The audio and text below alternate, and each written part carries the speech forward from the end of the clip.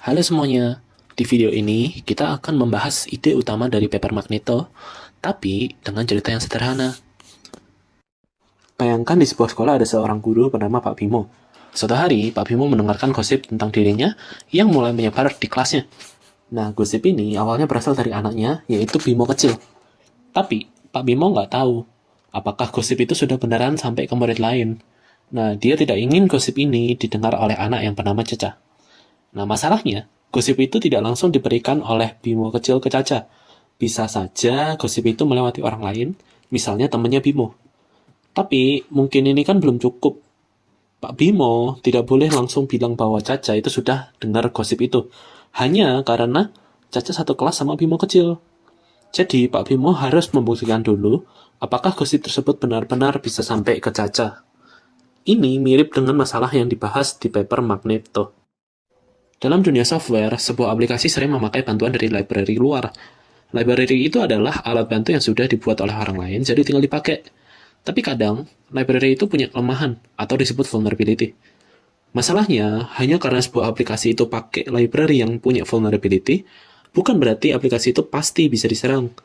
Sama seperti Caca tadi, hanya karena Caca satu kelas dengan Bimo kecil, bukan berarti Caca pasti mendengar gosip dari Bimo kecil. Nah, yang perlu dibuktikan adalah apakah gosip itu benar-benar sampai ke Caca.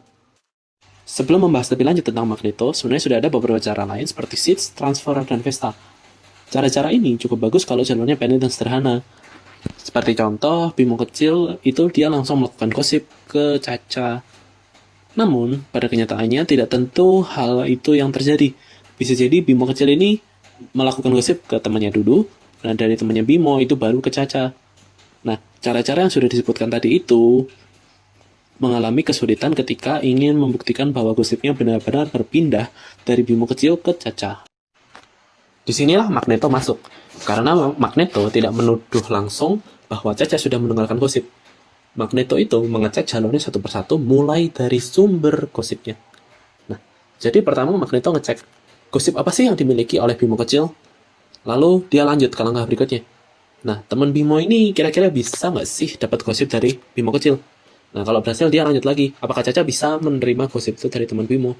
Kalau salah satu langkah aja gagal, misalnya ternyata teman Bimo nggak mungkin meneruskan gosip ke Caca, maka jalurnya putus. Artinya Pak Bimo tidak bisa membuktikan bahwa gosip itu telah sampai ke Caca.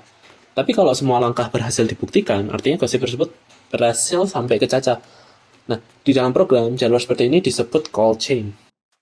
Jadi Bimo kecil bisa dianggap sebagai bagian library yang memiliki vulnerability.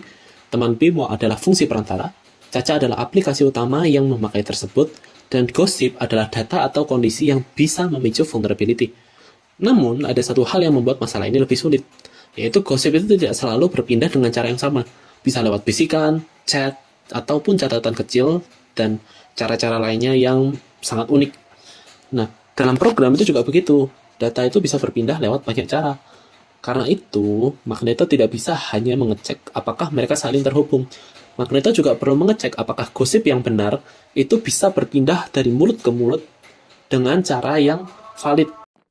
Untuk membantu proses ini, Magneto memakai LLM, yaitu AI yang membantu memahami alurnya. Jadi, dia ngebantu cari cara apa aja sih yang mungkin, misalnya lewat chat, atau lewat surat menyurat, atau lewat mulut ke mulut. Namun, tebakan AI ini kan belum tentu benar.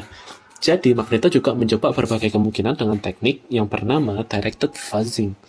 Sederhananya, directed fuzzing itu seperti mencoba berbagai cara menyampaikan gosip sampai akhirnya ditemukanlah cara yang benar-benar berhasil. Misal, tadi kita menebak bahwa lewat chat. Nah, chat ini kan ada WA, Line, Telegram, Discord, macam-macam. Nah, directed fuzzing ini digunakan untuk membantu mencoba benar nggak sih WA ini mungkin, benar nggak sih Line ini mungkin, dan seterusnya. Nah, cara ini diulang-ulang terus, dan kalau akhirnya gosip benar-benar sampai ke Caca dan menimbulkan masalah, artinya vulnerability ini bisa dieksploitasi. Kesimpulannya, Magneto adalah metode untuk mengecek vulnerability pada library dengan cara memecah jalur menjadi langkah-langkah kecil, lalu membuktikan apakah vulnerability itu benar-benar bisa dipicu dari aplikasi utama. Itu adalah ide utama dari paper Magneto. Terima kasih sudah menonton.